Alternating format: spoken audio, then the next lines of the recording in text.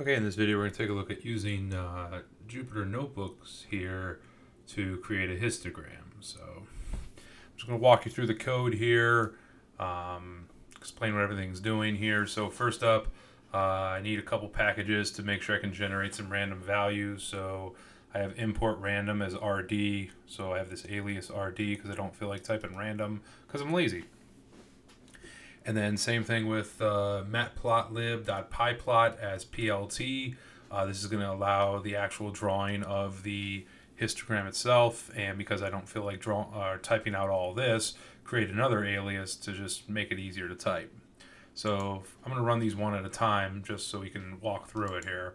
So here I'm going to generate 1,000 integers between 35 and 65. So let's say this represents 1,000 dog weights, where the values of the dog weights are going to be integer values between 35 and 65. So it's going to create a list and populate it fairly quickly. So it's already done. Dog weights in the list, we can run this cell, and we have our first 10 weights for these dogs. Our very first dog weighed 58 pounds. Our second dog also weighed 58 pounds. Our third dog weighed 44 pounds, etc., etc. We can actually get a view of all the values, but that would be a pretty big output here. All right, so now that I have my 1,000 random dog weights between 35 and 65 pounds, now I can go about actually creating the histogram for it. And again, as I've mentioned in previous videos, that most statistics is done through the computer, and especially visualizing data, which is all the more reason to visualize it because we have the computer to do this for us. So let me walk you through this last bit of information here. So here I have fig, comma, ax equals PLT, okay, because I don't feel like typing this out, dot subplots. And this is going to allow for more flexibility in the histogram's appearance. So just as a way to be able to spruce it up if we want. I don't have a whole ton of stuff as far as what we're going to see with the actual histogram itself. But if we wanted to create it, add it, maybe have a different visualization appearance to it, we could do that as well. So this is going to, ax.hist is going to create the histogram using the data values, the 1,000 data values. Bins represents the number of classes. So again, this line here is going to create a histogram with 12 classes. And as far as this Jupyter notebook is concerned, and matplotlib.pyplot, it's going to have each one where if we take 35 to 65, that's 30, divide 30 by 12, each one of the bins, each one of the classes is going to have a class width of 30 divided by 12, which is 2.5 pounds. EC stands for edge color. Could also type out edge color. B in quotation marks is black, so we can actually see the rectangles themselves individually. And then here I just have it red. We can make this will give us red rectangles.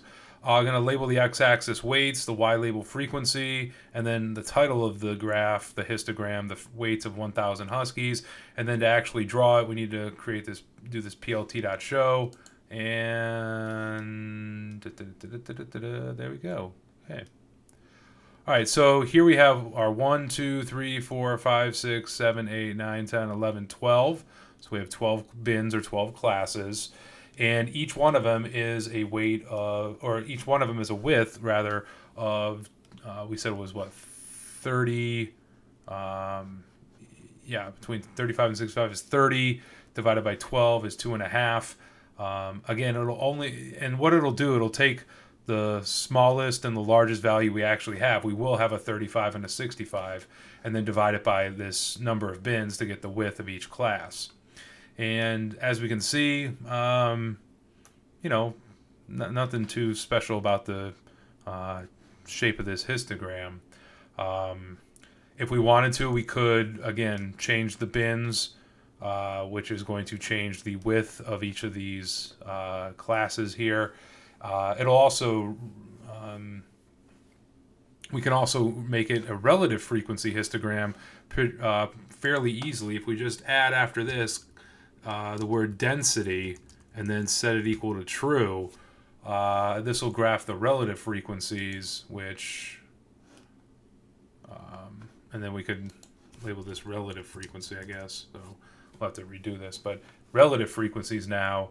And again, if we take the areas of all 12 of these bars, so we know that the width is 2.5, the heights, this one's about 0.04. If we take the areas of all 12 of these rectangles and add them up, we're going to get 1 or 100%. So, but that's how you can create these, at least in Python. It's free, that's why I like it. And, with the technology we have available, graph as much as you possibly can using the computer, because it's really, really good at it. So, all right, that about does it for this video. Thanks for watching.